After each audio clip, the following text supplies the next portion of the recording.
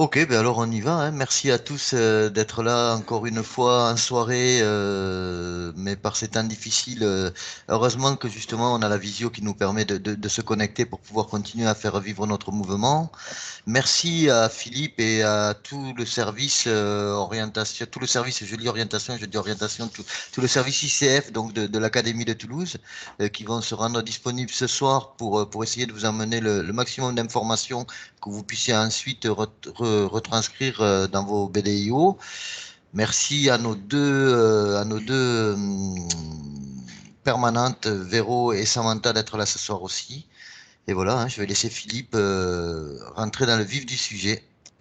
Voilà. Donc ce soir, merci de vous être connectés. On va commencer cette information sur les essentiels du bureau de documentation et d'information à l'orientation.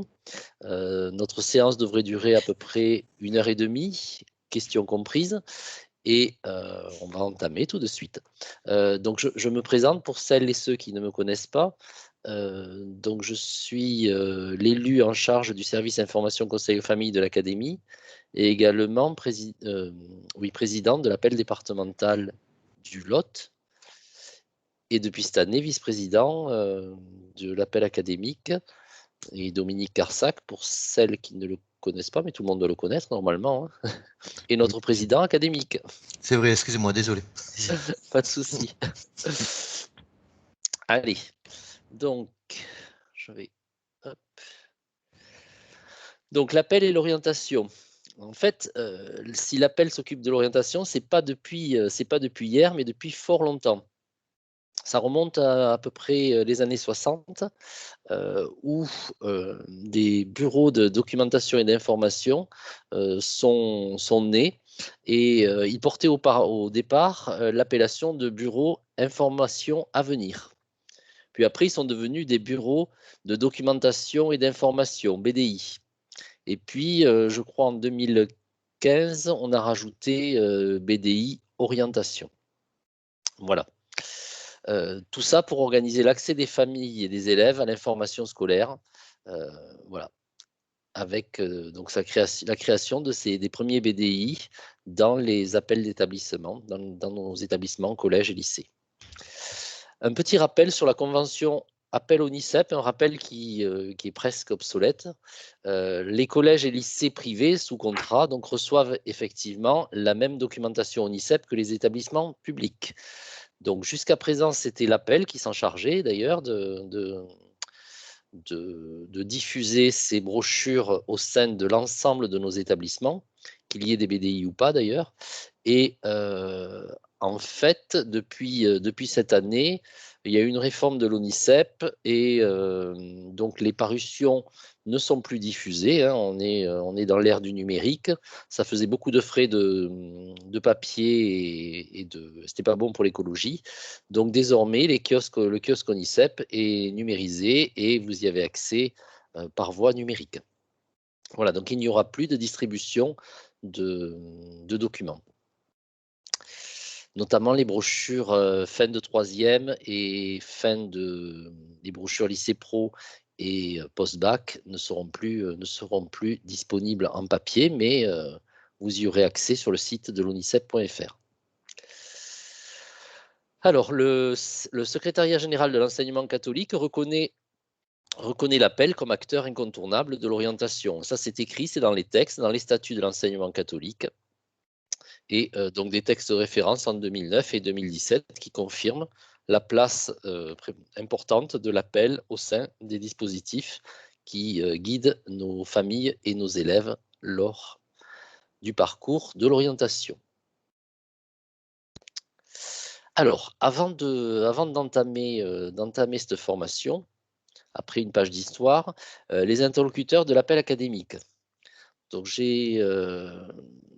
donc vous me voyez, vous aviez l'habitude, pour celles et ceux qui sont dans le réseau Information Conseil aux familles depuis quelques années, de me voir aux côtés de Nathalie Leboucher, qui cette année est en arrêt maladie, donc on lui souhaite un prompt rétablissement et on espère la retrouver très vite à l'académie voilà, c'était un pilier du service ICF. Et donc, du coup, Véronique Bonnet, la permanente également de l'appel académique, s'est formée en début d'année à toutes les questions liées à l'information au conseil aux familles et me seconde donc dans ce rôle. Mais le service information conseil aux familles, c'est également d'autres personnes au sein de l'académie. Donc ce soir, nous avons avec nous Maude, si tu peux faire un petit coucou. Je pense qu'elle est normalement, elle devait se connecter. Je ne sais pas si elle est déjà connectée. Donc Maude Moury, qui est responsable élu du pôle école et monde professionnel. Hervé Kermer, qui devait être aussi connecté.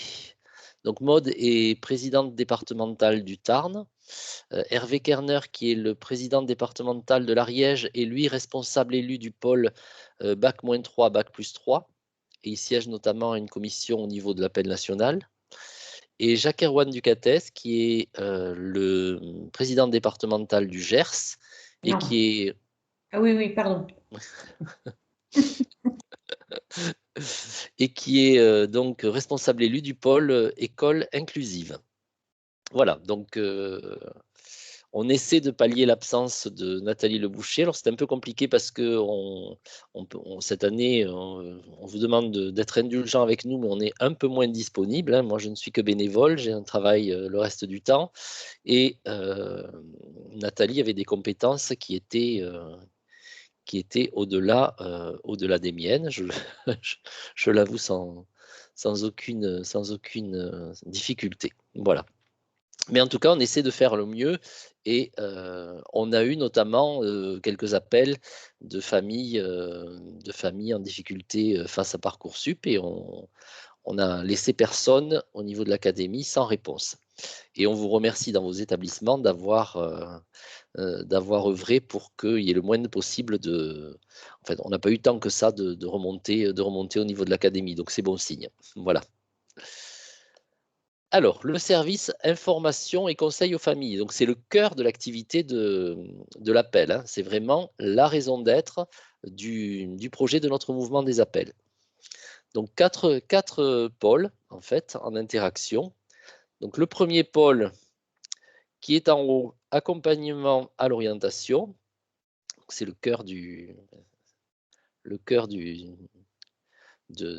notre réseau ICF. Le pôle ICF traite aussi de l'école inclusive et de toutes les questions liées à la scolarisation des enfants à besoins éducatifs particuliers ou les enfants en situation de handicap.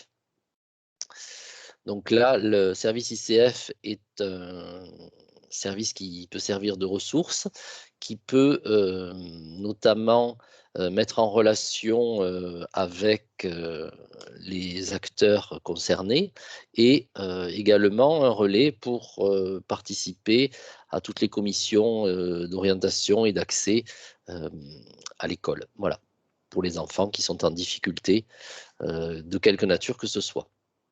Mais l'école inclusive, ce n'est pas seulement le handicap, c'est aussi toutes les questions de dyslexie et également les enfants à fort potentiel. Voilà. Donc c'est une école inclusive pour tous les enfants, quel que soit leur profil. Le service ICF, c'est également donc un réseau école et monde professionnel. Donc le service ICF va mettre en lien l'école et le monde professionnel. Alors ça peut se faire en faisant rentrer l'école dans l'entreprise, avec des classes en entreprise, ou bien en faisant rentrer des professionnels au sein des écoles. Voilà. Et le service ICF s'occupe également de toutes les problématiques éducatives. Donc, on est à votre disposition si vous souhaitez, dans vos établissements, mener des actions, quelles qu'elles soient, sur des problématiques éducatives, hein, que ce soit sur quelques sujets que ce soit. Alors, on a l'écologie en ce moment, mais ça peut être, vous pouvez vouloir organiser une conférence sur les intelligences multiples, voilà, sur tout ce que vous pouvez souhaiter. Et dans les problématiques éducatives, on va retrouver également toutes nos rencontres parents-école. Voilà. Véro, tu surveilles un peu le PowerPoint? Je surveille Excuse-moi, pas le le chat. PowerPoint, Oui, oui, le chat, pardon. oui, C'est moi oui, qui t'inquiète pas. Je m'en c'est occupe. moi qui surveille le PowerPoint et toi le chat. Oui, oui, t'en fais pas.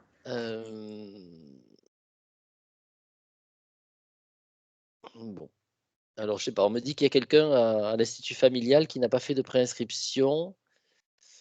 Va-t-elle pouvoir suivre la visio? Je pense qu'on peut lui faire passer le lien, non? Oui, oui, c'est ce que j'ai Je répondu. sais pas Donc, a si priori, C'est fait. D'accord, ok. vous m'entendez ou pas? Oui. Oui. Oui, alors c'est moi, je Bonsoir. pense, parce que je viens de me connecter. Par contre, je vois qu'il n'y a pas la vidéo, mais je vous entends et je peux vous parler. Et je pense qu'il s'agit de moi, en fait. Alors, c'est pas l'Institut, c'est Théas. Je sais pas. Oui. Vous êtes madame? Je suis Madame Pinault. D'accord. Écoutez, c'est dommage que vous puissiez pas. Peut-être que sur sur la version Teams, il faut peut-être. Alors, il faut que je télécharge Teams, apparemment. La vidéo n'est pas encore prise en charge dans votre navigateur. Télécharger Teams, je ne l'ai pas fait. Voilà. D'accord. Voilà. Bon. Donc, mais je vous entends et je peux vous parler. Je suis désolée. Entendu. Voilà. Merci. Alors, pardon, du coup, j'ai avancé. Oui. Alors, donc le service ICF, on a vu, notamment au travers des BDI, qu'il a une soixantaine d'années déjà d'existence au sein du mouvement. Et récemment, donc, il y a eu de nouvelles orientations du service ICF au niveau national. Et ces orientations sont liées à la réforme du bac, du baccalauréat. Et donc l'objectif, c'était de repositionner les services ICF au service des parents d'élèves et de se concentrer sur sur un accompagnement non plus individuel des jeunes, mais un accompagnement de groupe. Voilà. La réforme du baccalauréat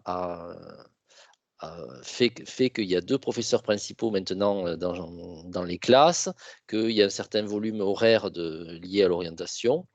Mais malgré cela, le BDIO continue à avoir sa place et continue à avoir une raison d'exister vraiment forte et nous permet de pouvoir poursuivre avec des missions d'accompagnement de groupe. Voilà, donc l'objectif, c'était vraiment, nous sommes une association de parents d'élèves, donc il faut remettre les parents d'élèves au centre de nos propositions de services et les rendre acteurs de la communauté éducative. Pour ça, lever les peurs et les résistances des équipes pédagogiques, éducatives et diocésaines. Donc c'est un travail qui va se faire, qui a déjà été initié et qui va se faire au fur et à mesure. La confiance n'est pas, voilà, c'est pas une chose qui se décide et qui se claque du bout des doigts, mais les lignes évoluent et on voit que les BDI, loin de continuent à avoir un certain attrait et justement sont encore souhaités grandement par les chefs d'établissement. Donc, les objectifs également de permettre une évolution à tous les niveaux des services ICF pour être au plus près de la réalité des appels d'établissement. Donc, ce qu'on souhaite, c'est constituer un vrai réseau de correspondants ICF et de pouvoir animer ce réseau et comme ça avoir un maximum d'informations et un échange entre les différents établissements de notre académie. Pour celles et ceux qui sont nouvellement arrivés au sein du service ICF, je voulais vous dire que d'habitude, donc bon, on est bien d'accord qu'avec la crise sanitaire, on ne peut plus se déplacer. Donc c'est pour ça que ce soir, nous nous voyons en visioconférence. Mais dès que la situation le permettra, le service information et conseil aux familles est un service qui se délocalise et qui vient dans les établissements pour assurer ses missions. Alors, avec toutefois une restriction liée à la taille de notre académie, hein, puisqu'on a 8 départements, et donc on ne peut pas, voilà, on ne peut pas être partout en même temps et aller répondre à toutes vos sollicitations. Mais en tout cas, n'hésitez pas si vous avez des besoins particuliers ou des questions que vous voulez nous poser, à nous contacter à l'appel académique ou à solliciter notre venue sur place. Voilà. On espère qu'on n'en a plus que pour quelques semaines. avant de pouvoir se revoir. Alors, donc l'accompagnement à l'orientation et le rapprochement école et monde professionnel. Donc, l'appel, donc le service ICF passe de l'accompagnement personnalisé des jeunes et des familles à l'accompagnement des parents et à l'animation, comme je viens de vous l'expliquer, d'un réseau de parents engagés. Donc, tout ça pour donner une place privilégiée aux parents dans l'accompagnement à l'orientation et la connaissance du monde professionnel en les informant et en les sensibilisant aux enjeux de l'orientation pour qu'ils deviennent des accompagnateurs et des soutiens éclairés de leurs propres enfants. En fait, ce qu'on souhaite, alors, avec le réseau école et monde professionnel, je ne sais pas si Maude est arrivée. En tout cas, si elle n'est pas arrivée, parce qu'elle avait des problèmes de connexion avec OVH, je crois, cet après-midi. Bon, Maude me seconde, enfin, elle est responsable du pôle école monde professionnel pour l'appel académique. Et donc, on met en place des partenariats, notamment avec Entreprendre pour apprendre, EPA, qui propose des classes en entreprise. Donc à ce moment-là, c'est la délocalisation voilà, la banalisation, ça peut être des classes d'une journée, d'une quarantaine d'heures, ou bien un projet de création de mini-entreprises sur l'année. Voilà. Donc ça, ce sont des choses pour lesquelles nous avons des partenariats avec des associations et nous siégeons, donc ça c'est au conseil d'administration d'Entreprendre pour apprendre sur l'Occitanie. Voilà. L'appel national a d'autres partenariats avec 100 000 entreprises, on a des partenariats avec d'autres, ça me revient plus, le nom des associations ne me revient plus, mais au niveau académique, on est en passe de prendre contact avec d'autres associations pour voir ce qu'on peut faire et comment on peut travailler ensemble. Allez, en tout cas, il y a une vingtaine de classes en entreprise qui sont effectuées dans notre académie de Toulouse chaque année.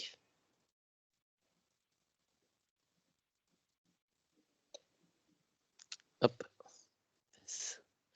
Excusez-moi, j'ai été trop vite. Voilà, l'école inclusive. Donc, le pôle ICF sur l'école inclusive, c'est pour sensibiliser tous les parents à l'accueil de la diversité, établir des temps de permanence téléphonique et ou physique pour écouter, renseigner et accompagner les parents dans les différentes démarches. Voilà. Donc après, ça peut être la présentation de dispositifs particuliers de type Ulysse, par exemple, pour quand une Ulysse se crée ou existe dans un établissement, c'est bien de temps en temps de faire une réunion pour expliquer comment ça se passe, voilà, comment fonctionnent ces classes un peu particulières et quel est leur intérêt pour l'ensemble des élèves. Et ça permet à ces occasions-là au personnel des directions des diocésaines en charge de ces dossiers et aux maîtres ou aux enseignants spécialisés d'expliquer aux parents leur travail, voilà, et leurs différentes missions.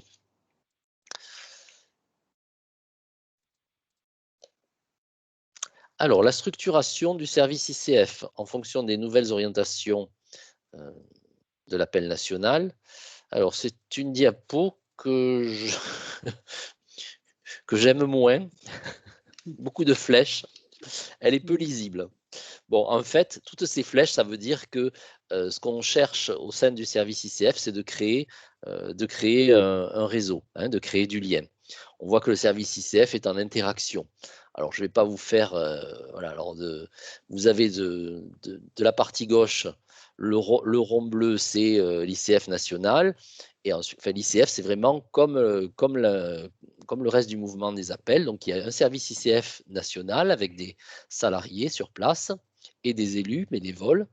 Ça fonctionne à peu près exactement de la même façon qu'à l'académie. Il y a toujours un binôme élu-salarié. Et donc, évidemment, à l'appel national, il y a plusieurs salariés. Voilà. Donc, on a donc ensuite, ça se décline au niveau académique, puis au niveau départemental, quand il y a un service ICF ou quand il y a un correspondant ICF au niveau départemental. Et l'objectif à terme, c'est d'avoir un correspondant ICF au sein de chaque appel d'établissement. Voilà. Donc, au sein de chaque établissement, le correspondant ICF travaille avec le président d'appel en lien avec le chef d'établissement. Donc, quelles sont ses missions? C'est créer du lien et relayer l'information. Il est en lien également avec le responsable ICF, évidemment départemental et ou académique, avec l'appel d'établissement et bien sûr avec le BDI orientation s'il y en a et avec l'ensemble des parents. Donc, la structuration du réseau ICF au niveau départemental, le responsable ICF travaille, lui, en collaboration avec les référents école monde professionnel, orientation et les référents école inclusive, et également avec les correspondants des ICF d'appel d'établissement. Hein, ça fonctionne un petit peu comme ce que je vous ai décrit au niveau académique. Voilà, au niveau académique, donc le responsable ICF que je suis travaille en collaboration avec les référents EMP. Je vous ai cité Maud Moury pour le MP et École inclusive, je vous ai cité Jacques Héroine du CATES. Voilà. La force et la richesse de notre mouvement, des appels au plus près des réalités locales et une complémentarité entre les structures des différents échelons, en lien toujours évidemment avec l'enseignement catholique. Alors avec le chef d'établissement au niveau de l'établissement, avec la direction diocésaine au niveau départemental et avec les CAEC et le secrétariat général de l'enseignement catholique au niveau national. Allez. Donc s'il y a des questions, vous n'hésitez pas, vous pouvez poser vos questions sur le chat. À ce moment-là, Véro me les fera, soit il répondra directement, soit prendra la parole pour les poser. Qu'est-ce qu'un BDI orientation? Donc le BDI orientation propose de l'information sur les métiers, les études et les diplômes. Il accompagne les jeunes dans leurs projets d'orientation. Les animateurs BDI sont des interlocuteurs ressources sur le parcours de formation de la connaissance du monde professionnel et des métiers. L'animateur est également un accompagnateur privilégié dans le questionnement et la connaissance de soi. C'est très important, on va faire un focus tout à l'heure sur notamment les soft skills, mais je vous en dirai un peu plus tout à l'heure. Et l'animateur BDI, c'est également un participant reconnu dans les équipes de pilotage d'accompagnement à l'orientation de l'établissement. Alors, je sais que pour ceux qui arrivent, ça fait beaucoup de termes. Donc, bureau de documentation et d'information à l'orientation, c'est vraiment la déclinaison du service ICF au sein de chaque établissement dans les domaines qui concernent l'orientation. Alors, un bureau de documentation et d'information à l'orientation, c'est quoi en fait? Il y en a autant qu'il y a d'établissements. C'est-à-dire qu'il peut y avoir des formes très très différentes. On peut dire qu'il y a un BDIO dès lors qu'il y a des actions menées par les parents d'élèves dans un objectif professionnel. C'est-à-dire que si on fait venir par exemple un café des métiers ou un forum des métiers, c'est déjà une action de nature qui fait partie des missions du BDIO. Voilà. Le BDIO, dans sa forme le plus aboutie, va permettre à une équipe de parents d'élèves bénévoles et formés par l'appel académique de recevoir régulièrement les enfants de tous les niveaux ou de certains niveaux en entretien donc collectif et à les guider pendant les heures d'accompagnement ou pendant la pause entre midi et deux, pour guider les jeunes dans la construction de leur parcours d'orientation. Voilà. Nous ne sommes pas des conseillers d'orientation. J'y tiens beaucoup et l'appel national y tient surtout. Et par contre, nous sommes, la force de notre mouvement, c'est que les parents bénévoles que nous sommes n'ont pas d'a priori ni sur la notation, puisque nous ne connaissons pas les notes des élèves, et ça permet aux jeunes d'avoir un espace de liberté, de dialogue important, puisqu'il n'y a pas non plus la pression éventuelle qu'il peut y avoir de la famille. Hein. Voilà. Donc, c'est vraiment un espace où le jeune peut se livrer et voilà, et faire des recherches sur ce qu'il souhaite lui. Et c'est très important d'avoir cet espace de liberté et de le respecter. Un point qui est important au niveau des bureaux de documentation et d'information à l'orientation, c'est également la confidentialité. On est bien d'accord que toutes les informations que vous recueillez et tous les échanges qui ont lieu au sein des BDIO restent entre l'animateur et le jeune. Voilà.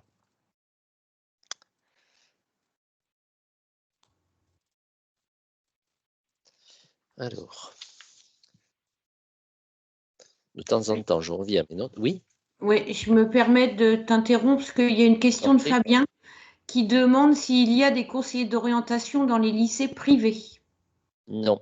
Alors, d'ailleurs, depuis la dernière réforme du bac, il y a pratiquement plus il n'y a plus de conseillers d'orientation non plus dans les établissements publics. Il en reste une poignée dans certains établissements, enfin, il en reste, on va dire, quelques-uns dans certains gros établissements publics, mais il y en a plus partout, non plus dans le public. Mais il n'y en a jamais eu dans l'enseignement privé sous contrat. C'est pour cette raison que le secrétariat général de l'enseignement catholique avait demandé à l'époque à l'APEL d'assurer cette mission. Et c'est l'APEL pour assurer cette mission qui a de façon intuitive créé des bureaux de documentation et d'information. Voilà. Donc, il n'y en a pas. Et il reste par contre quelques CIO, enfin au niveau, enfin, notamment à Toulouse, il y en a un centre d'information et d'orientation, mais qui doit être normalement de mémoire à la cité administrative, je pense. Voilà. Mais au sein de l'enseignement privé sous contrat, voilà, il n'y a que les BDIO des parents d'élèves et d'autres ressources dont on va parler peut-être un peu plus tard dans le PowerPoint, qui sont notamment le soutien des documentalistes et des professeurs principaux. Voilà. Donc, les BDIO donc, sont nés d'une intuition de l'APEL à la fin des années 60. Ils sont partie prenante de l'équipe éducative et à ce titre, ils participent à l'équipe de pilotage d'accompagnement à l'orientation dans l'établissement.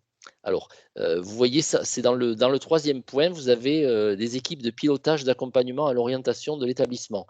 Alors, ces équipes de pilotage, c'est une volonté de l'enseignement catholique, ça s'écrit dans les textes et les statuts, mais il n'y en a pas partout. Quand il y a ces comités, ces équipes de pilotage, à ce moment-là, les parents du service information conseil aux familles de l'appel d'établissement et notamment les animateurs BDIO en font partie. Mais je dois dire qu'il y en a peu. Voilà. Mais ça n'empêche pas que les chefs d'établissement laissent souvent une place, une porte grande ouverte et une bonne place aux parents qui sont bénévoles pour ça. Voilà.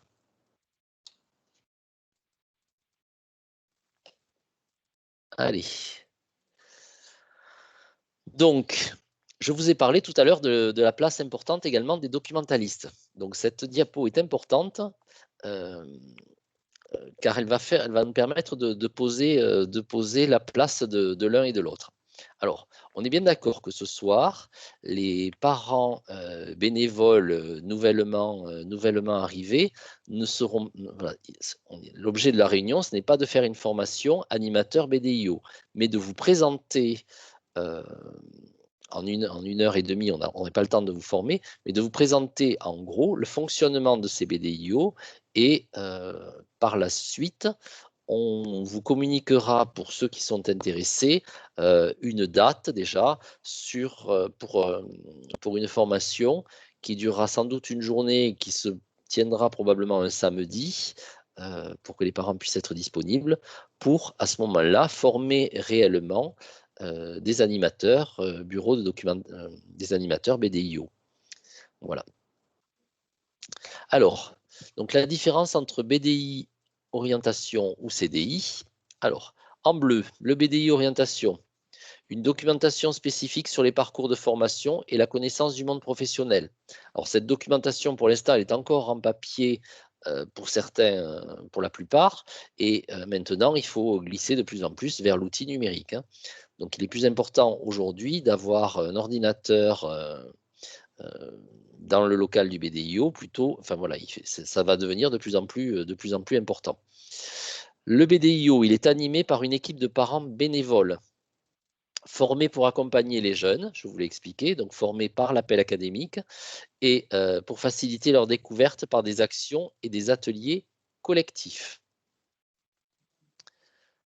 Attention, quand je dis animé par une équipe de parents bénévoles, les parents qui veulent s'impliquer au sein d'un BDIO vont être formés. Il faut qu'ils aient quand même un intérêt sur toutes les questions d'orientation, même si au démarrage, on ne demande pas aux parents d'être férus dans ce domaine-là. Il faut qu'ils aient quand même un certain intérêt. Voilà. Quand un enfant indique qu'il veut devenir médecin, on ne demande pas à l'animateur BDIO de lui répondre immédiatement s'il n'en a pas toutes les connaissances, mais de guider le jeune pour faire des recherches, pour pouvoir voir les solutions, pour pouvoir arriver à la formation qu'il souhaite. Le BDI, c'est également donc l'accompagnement de parents sur l'orientation et les métiers. Puisqu'on je vous ai expliqué tout à l'heure que les nouvelles orientations de l'appel national étaient vers un recentrage sur l'accompagnement des parents. Le BDIO, il ne se fait que avec l'autorisation et le soutien du chef d'établissement, et il existe, comme on l'a dit tout à l'heure, uniquement dans l'enseignement catholique, l'enseignement privé sous contrat.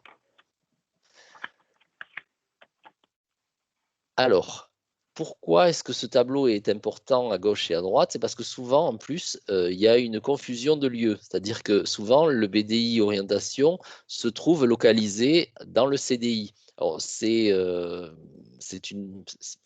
mon sens une bonne chose, mais il faut quand même voir qu'il y a deux choses différentes. Voilà, le CDI, elle, c'est une documentation pédagogique pour les enseignants et pour les élèves, mais une documentation pédagogique sur toutes les matières. Donc, il est placé sous la responsabilité d'un professeur documentaliste et il ne reçoit pas les parents. Et ce CDI, lui, il existe dans l'enseignement public et dans l'enseignement catholique. Mais le CDI, on parle bien de pédagogie, c'est-à-dire que le CDI, il est là pour fournir des ressources pédagogiques en sciences naturelles, en français, voilà, dans toutes les matières. Par contre, le BDI orientation, lui, ne s'occupe que d'orientation. Alors, attention à la présence d'un professeur documentaliste, puisque ça dépend vraiment de la taille des établissements. Et dans les gros lycées toulousains, il va y avoir un documentaliste à temps plein, on va dire, et dans un collège en campagne, il se peut que le documentaliste ne soit là que qu'une ou deux après-midi par semaine, hein. Voilà.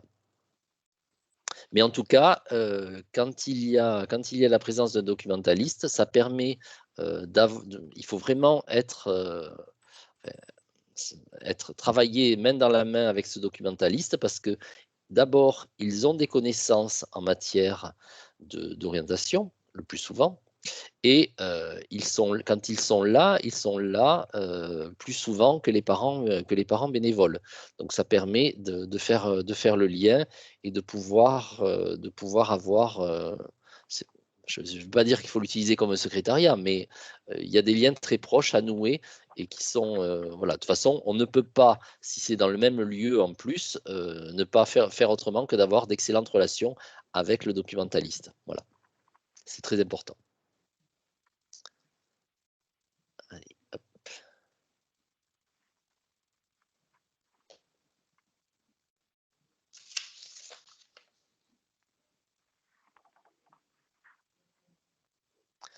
Alors, les animateurs du BDI Orientation. Donc, leurs atouts. Neutralité et bienveillance. Neutralité, je vous l'ai expliqué, parce que d'abord, un animateur BDIO ne s'occupe pas de son propre enfant, hein, attention, parce que nous sommes tous des parents d'élèves, donc nous avons nos enfants dans les établissements dans lesquels nous intervenons, et la première chose à faire, c'est de ne surtout pas se prendre en charge son propre enfant au sein du BDI quand on est parent bénévole. Les animateurs donc, sont des interlocuteurs des jeunes, différents de leurs parents. Hein, c'est pour ça, je vous ai dit tout à l'heure, il n'y a pas la pression, il n'y a pas je suis médecin, je veux que tu fasses médecin, ou je voudrais que tu deviennes, je ne sais pas moi, comptable par exemple.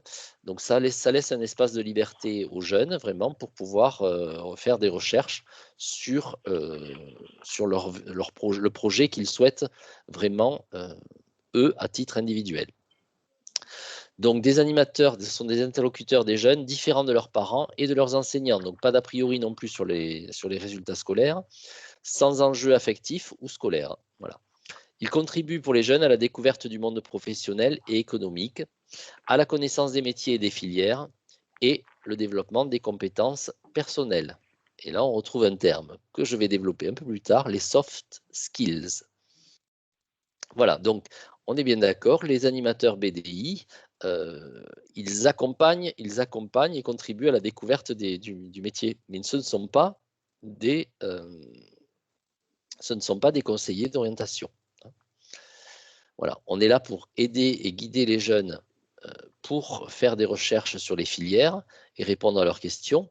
Il ne faut pas avoir peur d'ailleurs de ne pas, voilà, on n'a pas toutes les réponses immédiatement, mais en tout cas, si un jeune a une demande particulière, on la note et on fait des recherches et on se revoit, on prend rendez-vous 15 jours après pour pouvoir lui présenter le résultat de nos recherches.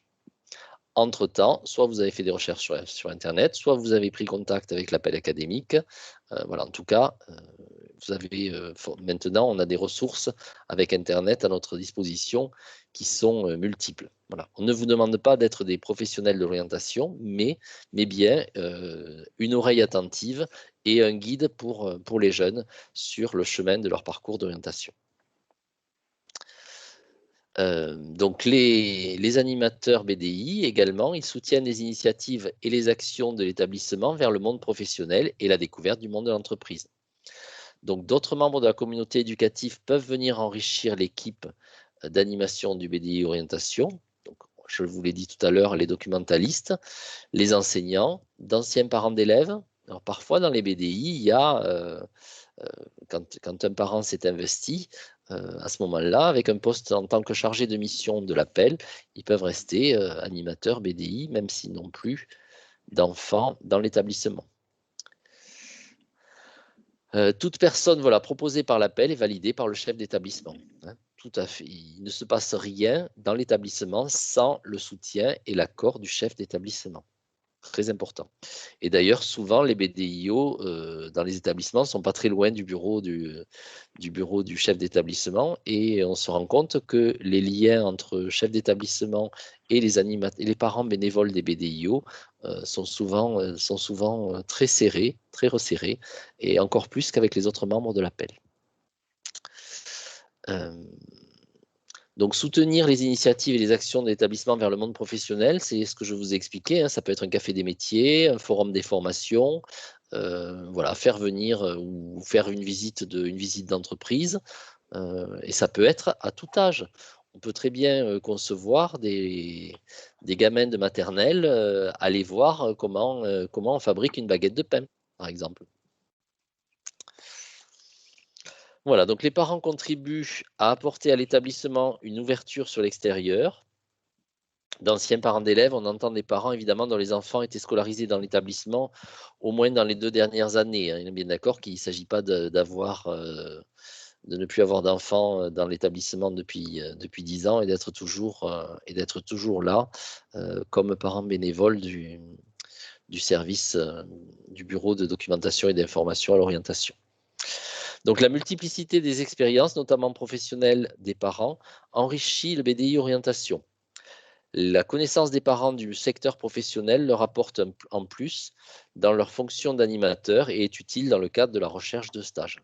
Bon, voilà, hein, on a tous des réseaux, on est tous, en tant que parents bénévoles, on a tous des emplois, et enfin, quand on a la chance d'en avoir un, et donc on peut éventuellement faire jouer les réseaux pour trouver des stages, notamment en fin de troisième. Alors, quelques exemples d'ateliers collectifs de jeunes.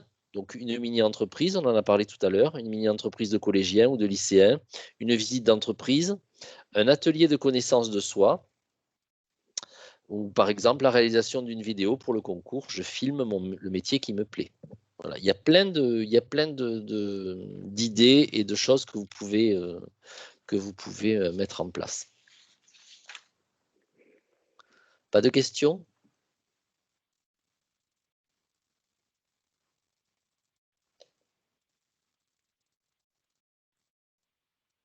Allez, donc je poursuis.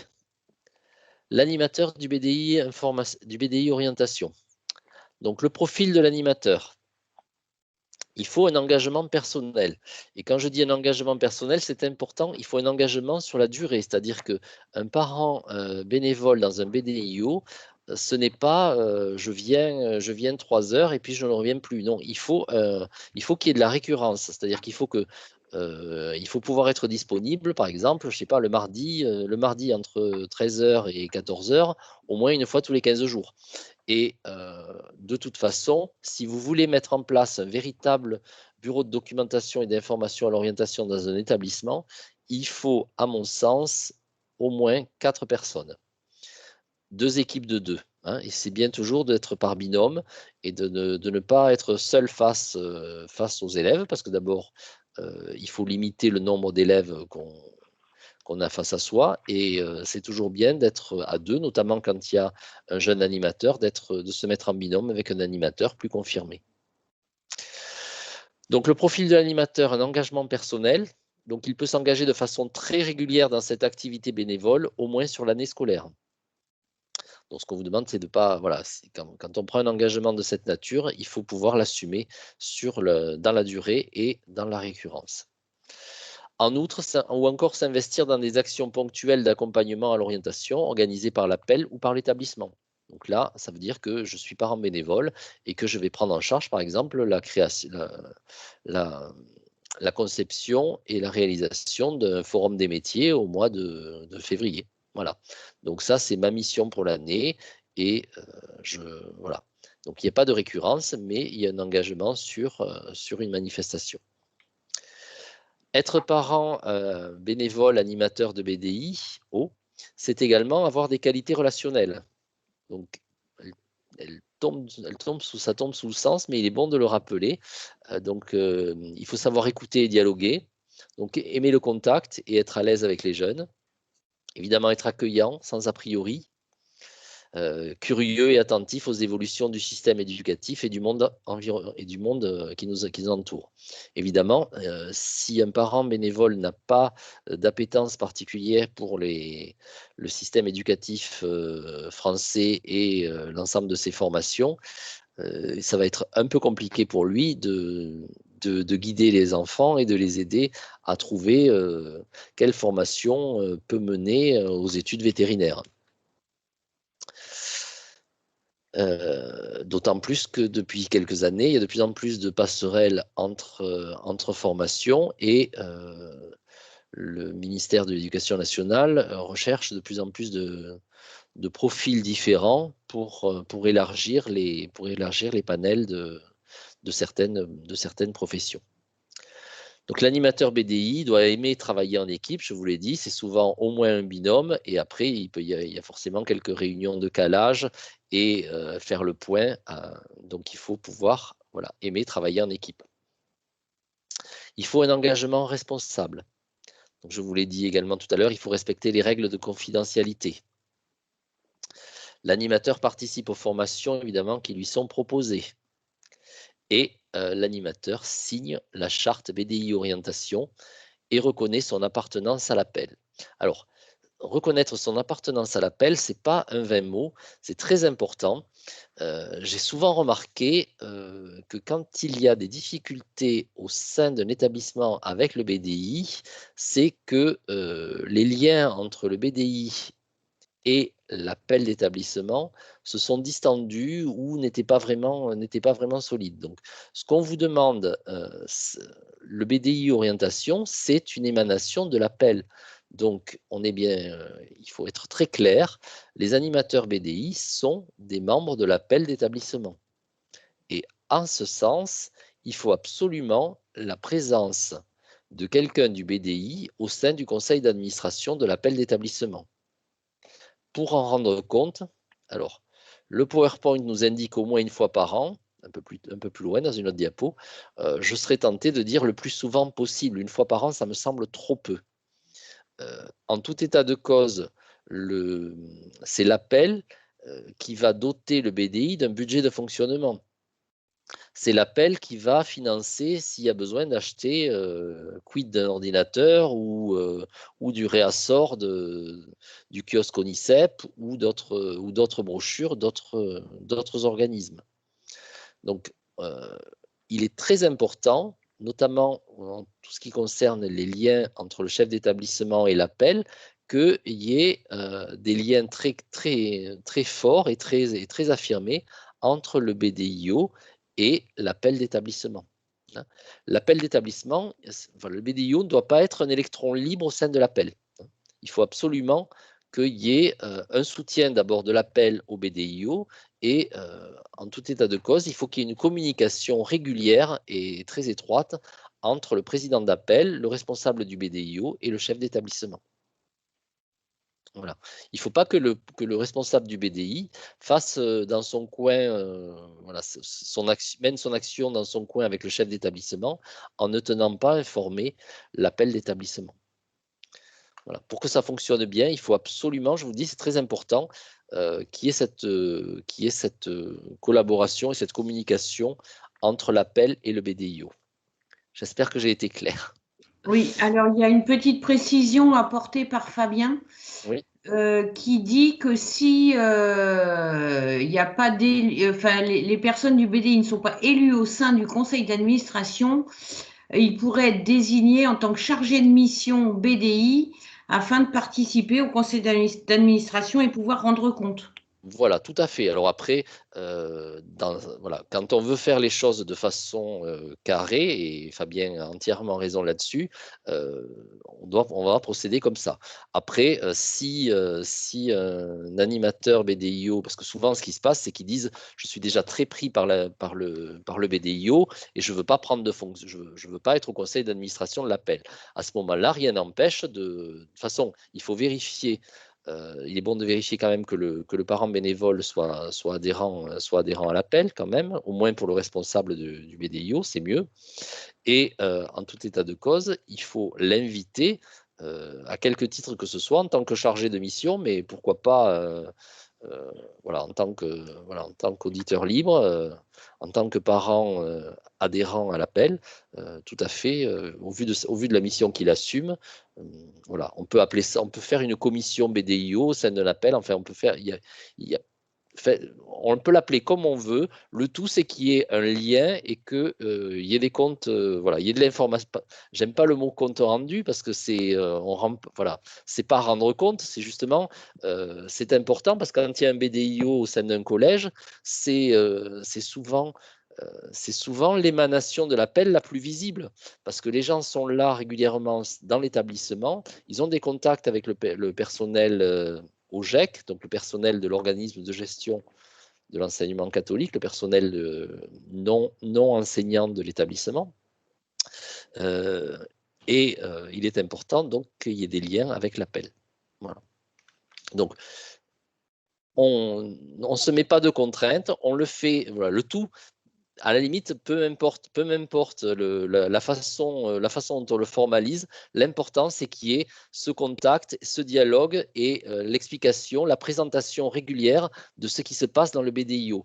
Combien de fois j'ai vu dans les appels d'établissement le président d'appel qui ne sait pas ce qui se passe dans le BDIO, qui n'arrive pas à dire si le BDIO reçoit tous les 6e une fois par an ou si c'est tous les niveaux avec un roulement par groupe de 5 ou de 8. Voilà. Il faut absolument que le président d'appel soit tenu, voilà, il faut qu'il participe, il faut qu'il soit informé de ce qui se passe dans le BDI et également qu'il faut qu'il soit là parce qu'il y a des négociations qui doivent se faire avec le chef d'établissement et qu'il est quand même le représentant des parents d'élèves au sein de l'établissement. Voilà. Alors Philippe, il y a une deuxième question, mais peut-être Oui. tu voudras y répondre plus tard parce que c'est pas tellement à propos de la charte de l'animateur. Existe-t-il des bourses de stage départementaux? On aimerait bien, dans un monde parfait, oui. En fait, non. Parfois, dans les établissements, quand ils sont à peu près structurés, il y a des listes des établissements qui ont pris des stagiaires l'année dernière. Mais c'est pas toujours, voilà, c'est pas toujours mis en place. En tout cas, il n'existe pas de bourse de stage départementaux. C'est dommage, mais voilà, c'est comme ça. Et cette année, ça a été encore plus difficile avec le Covid. Voilà. Mais c'est une trace à creuser. Et si on trouvait des parents bénévoles, mais c'est un travail de titan, hein, c'est un travail qui pourrait occuper, c'est des missions qui pourraient occuper des personnes à ne faire que ça. Voilà. Mais c'est une bonne idée et voilà. Pour l'instant, aujourd'hui, il n'en existe pas. Donc si dans le 65, dans les Hautes-Pyrénées, il y a des velléités de créer cette bourse, bien évidemment, l'appel académique soutiendra cette démarche et ça pourrait faire comme une pépinière et s'essaimer dans les 8 départements de l'académie. Mais bon, c'est tout le mal que je nous souhaite. Alors ensuite, nous passons à la charte de l'animateur BDIO. Alors, ça doit être un peu difficile pour vous de le lire, donc je vais vous la lire hein, parce que la voir à l'écran, c'est pas ce qu'il y a de plus lisible. Donc, elle a été modifiée et validée par le Bureau national BN. Le Bureau national de l'appel, hein, donc c'est notre CA, on va dire, c'est le CA au niveau national, CA auquel dont Dominique Carsac, notre président académique, est membre. Voilà, donc il a été modifié, cette charte a été modifiée le 16 novembre 2019 pour tenir compte des nouvelles orientations des services d'information conseil aux familles, notamment pour tout ce qui est accompagnement donc collectif plutôt que collectif et accompagnement des parents plutôt que accompagnement individuel des élèves. Alors l'animateur de BDI orientation est sollicité prioritairement parmi les parents d'élèves par le président de l'appel après avis du chef d'établissement. Hein, voilà. Donc, un animateur BDI, il doit être sollicité par le président d'appel d'établissement avec l'accord et l'aval du chef d'établissement. Hein, si le chef d'établissement a des relations compliquées ou ne souhaite pas que tel ou tel parent intervienne régulièrement face aux enfants, il en a tout à fait le droit. L'animateur donc développe des compétences et des connaissances dans les domaines de l'orientation scolaire et la relation aux jeunes et aux parents grâce aux formations qui lui sont proposées par le service information et conseil aux familles départemental ou académique. Alors pour nos 8 départements, ce sera le service ICF académique puisque c'est le seul qui a des salariés et pour l'instant des compétences à la matière. Alors, l'animateur, il a accès, avec l'accord du chef d'établissement, au parcours à venir des élèves sur Folio, comme membre de l'équipe éducative à laquelle il appartient. Alors ça, c'est un dispositif Folio qui permet de laisser, c'est un dispositif informatique, hein, c'est un logiciel informatique mis en place par lequel on accède par le biais de l'ONICEP et qui permet d'avoir une trace, de garder trace de tout ce qui est fait tout ce qui est fait par le jeune, de la 6e à la terminale, sur son parcours lié à l'orientation. Voilà. Et donc, normalement, si le chef d'établissement l'accepte, les membres de BDIO ont accès à ce folio et peuvent y mettre des ressources. Donc, la mission de l'animateur, l'animateur BDIO est pleinement associé à la démarche d'orientation organisée par l'établissement. Il anime des ateliers collectifs pour les jeunes sur leurs projets personnels et dans leur parcours d'orientation. Il favorise l'ouverture des jeunes sur le monde professionnel et la découverte des métiers. Il anime des temps d'information pour les familles sur l'orientation, les filières supérieures et les débouchés. Il appartient à l'équipe de pilotage d'accompagnement à l'orientation de l'établissement, quand il y en existe une, et participe à ses travaux.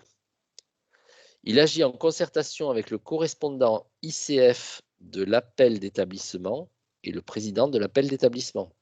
Donc là, on parle bien des animateurs BDIO. Tout à l'heure, je vous ai parlé du réseau information et conseil aux familles et de la volonté de l'appel national d'avoir un correspondant information conseil aux familles dans chaque établissement. Donc on est bien d'accord que l'animateur BDI doit être en lien et doit communiquer avec le président d'appel d'établissement et également le référent ICF de l'appel d'établissement quand il y en a un. Le rôle de l'animateur. Donc, il reçoit les jeunes au BDI Orientation en atelier collectif et les aide à construire et structurer leurs recherches. Voilà, ça c'est vraiment important. Nous ne sommes pas des conseillers d'orientation. Nous accompagnons les jeunes pour les aider à construire et à structurer leurs recherches. Hein, il faut pas, voilà, c'est vraiment le cadre strict de la mission. On n'attend pas de nous et de vous que vous soyez des conseillers d'orientation, mais que vous aidiez les jeunes à construire leur parcours d'orientation. Avec la ressource du référent école et monde professionnel et du service information conseil aux familles départementales ou académiques, et en lien avec le correspondant ICF de l'appel d'établissement, il identifie et anime des projets d'ouverture sur le monde professionnel destinés aux élèves et aux parents. Témoignages métiers, forum des métiers, préparation de visites dans les salons d'orientation, etc. Café des métiers, par exemple.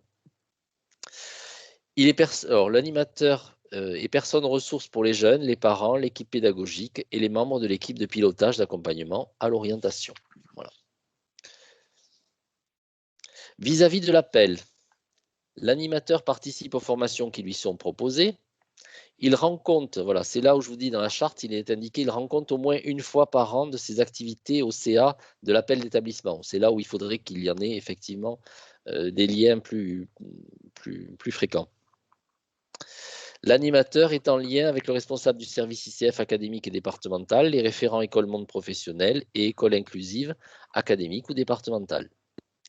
L'animateur vis-à-vis de l'établissement, il veille à créer des liens et à entretenir de bonnes relations avec chacun de ses interlocuteurs, toujours de la bienveillance et de l'empathie.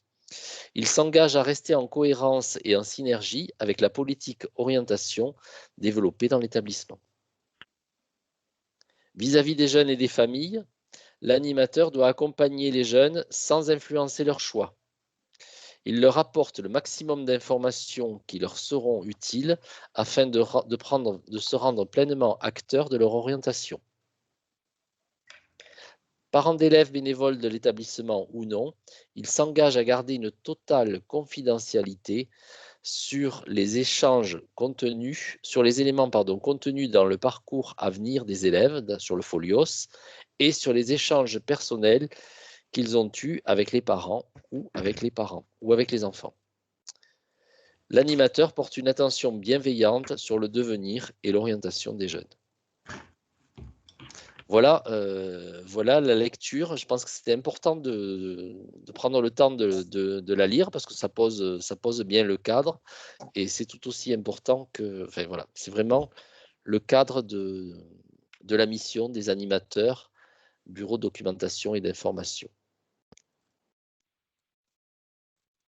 Hop. Ça, c'était le bas de la charte.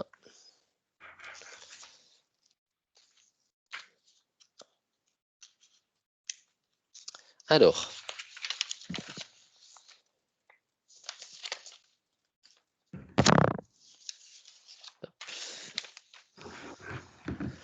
donc, l'appel d'établissement. Attendez, je suis allé trop loin, non? Oui.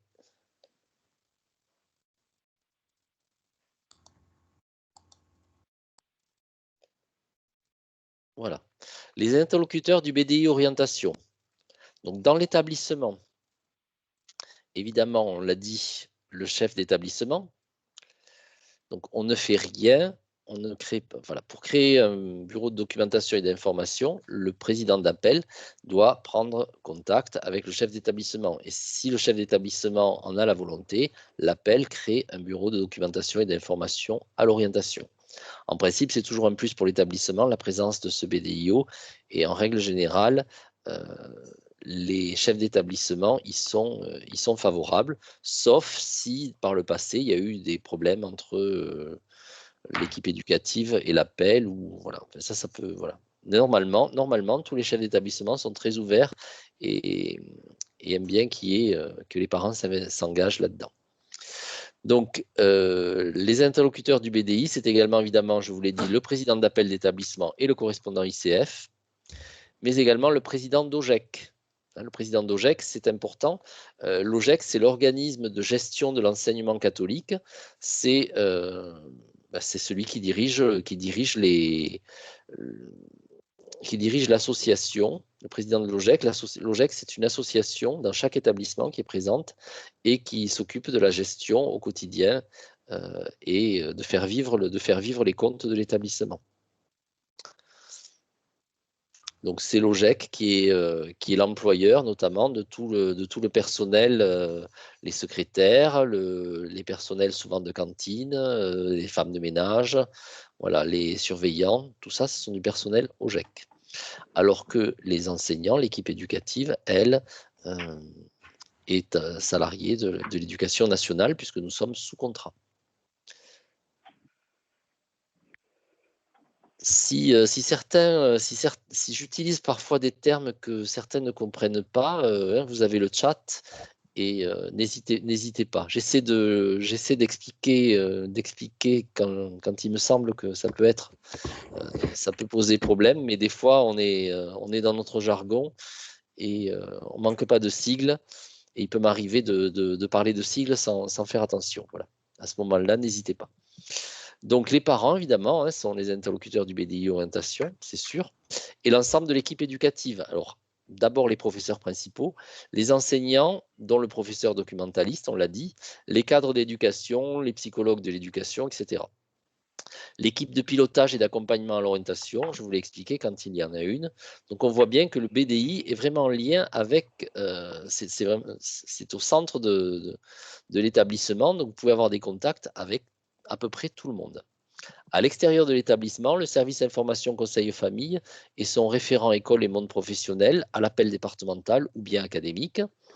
Les autres BDI orientation, c'est très important, et très important d'avoir notamment au niveau local des échanges et c'est très enrichissant de voir quand on est dans un BDI, de sortir de son BDI et d'aller voir dans la même ville, si vous avez la chance d'avoir un autre BDI dans la même ville, dans un autre établissement, de se réunir, de se rencontrer ou d'aller voir spontanément comment ça se passe, comment on fait dans un autre BDI.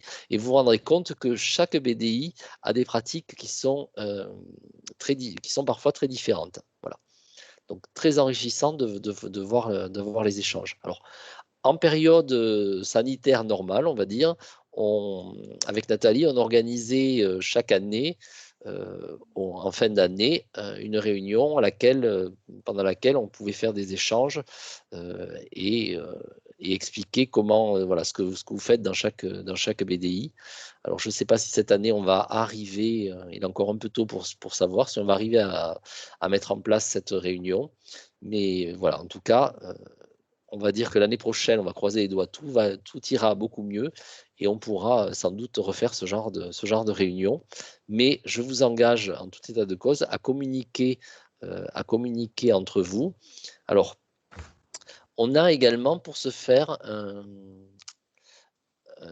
réseau social captif, entre guillemets, Waller, une sphère Waller. Actuellement, elle est un peu, enfin, au niveau académique, c'était Nathalie qui gérait cette sphère. Moi, je ne peux, enfin, je peux pas m'en occuper. C'est un travail qui requiert une disponibilité que je ne peux pas avoir. Et donc Véronique va prendre le relais au fur et à mesure. Mais voilà. Mais donc il existe cette sphère Waller qui permet aussi des échanges entre BDI au sein de notre académie. Voilà. Donc, où c'est que j'en étais?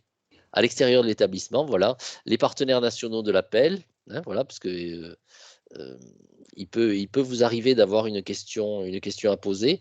Alors, certains parents contactent directement sur le site appel.fr et à ce moment-là, donc, le national nous transfère, nous redescend les questions au niveau académique et au niveau départemental. Et nous, quand on a une question qui concerne un de vos établissements, on ne manque pas de vous prévenir quand on a vos coordonnées ou de prévenir à minima le président de l'appel d'établissement.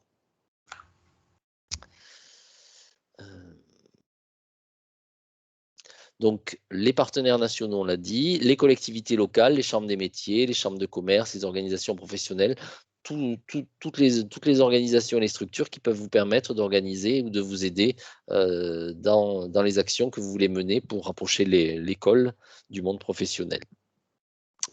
Et le service diocésain de psychologie, quand il y a besoin de certains entretiens.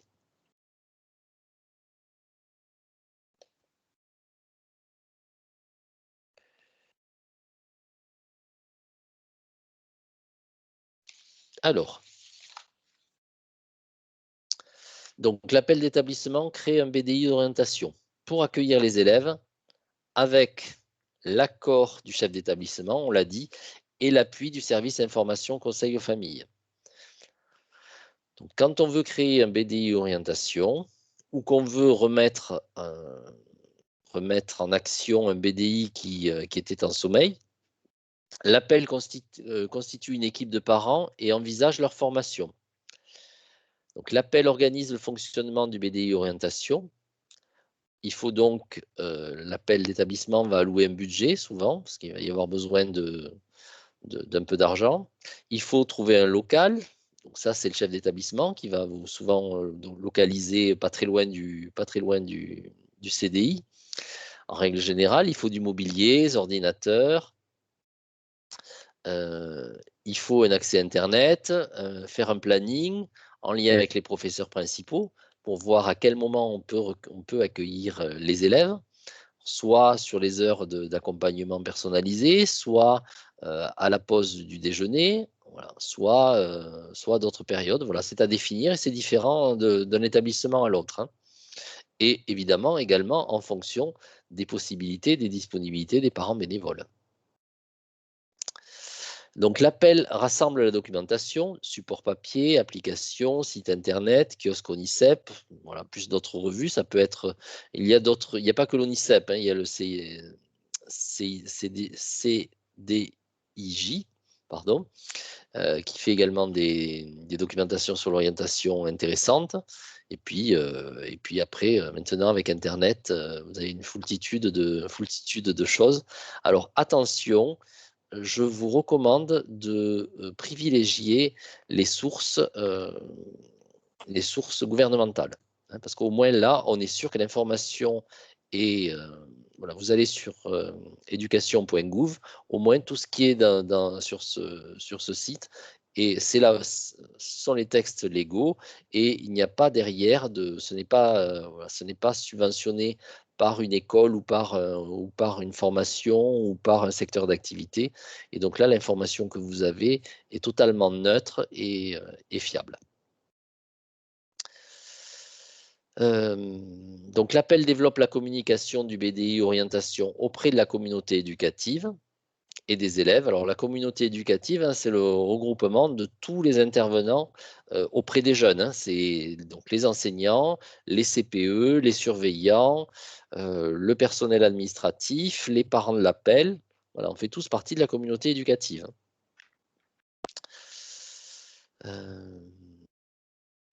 Le BDI orientation prépare et organise des ateliers collectifs de jeunes.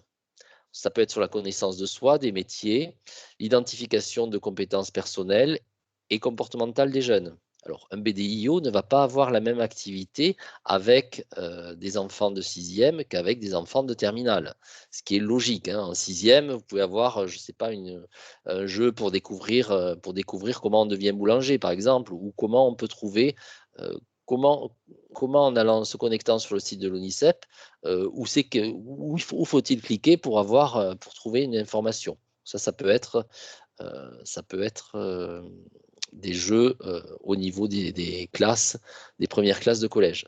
Après, quand on arrive au lycée, que ce soit notamment à la fin de la troisième, déjà à la fin de la troisième pour le choix des spécialisations des SP en seconde, ou bien quand on arrive à Parcoursup en terminale, là on est sur évidemment d'autres démarches.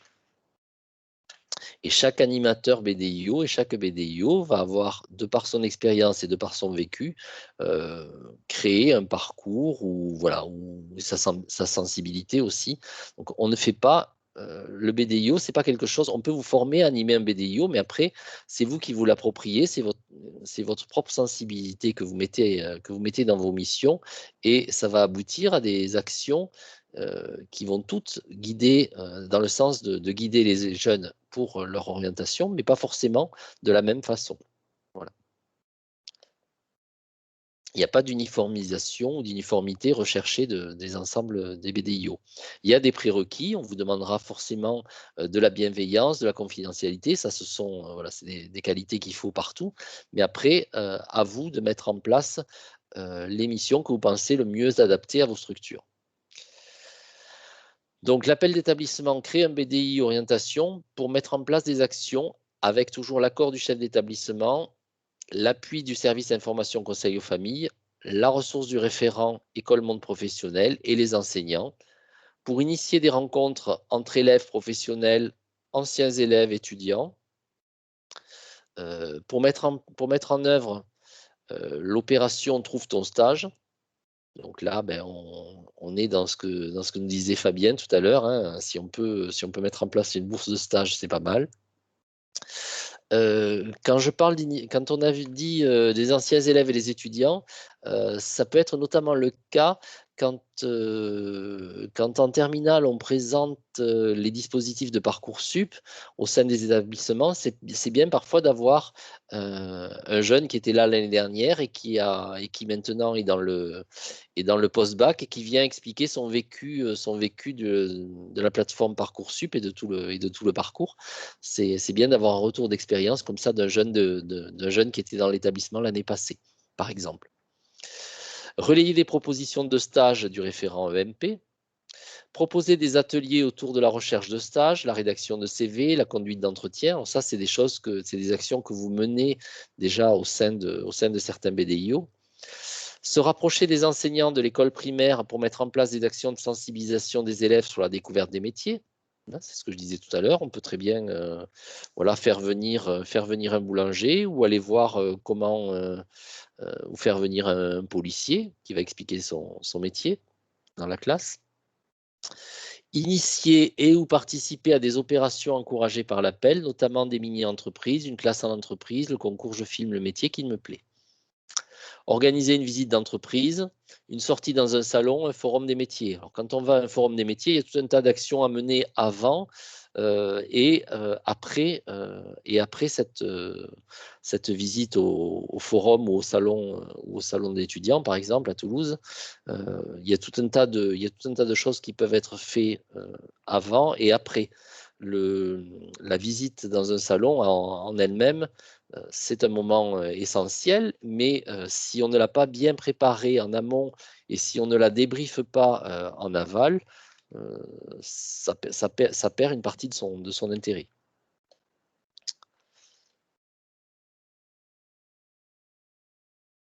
Alors,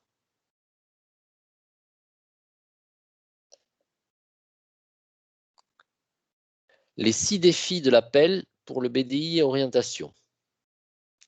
Le BDI orientation est une force de proposition de projets nouveaux, du primaire au post-bac. Le BDI orientation dans chaque collège et lycée, favorisant des échanges et proposant une information actualisée avec des personnes disponibles, animant des ateliers collectifs de jeunes. Un BDI orientation dont la spécificité est l'engagement des parents, dans la récurrence et dans la durée. Un BDI orientation intégré dans l'équipe de pilotage et d'accompagnement à l'orientation de l'établissement, quand il est présent, ce dispositif.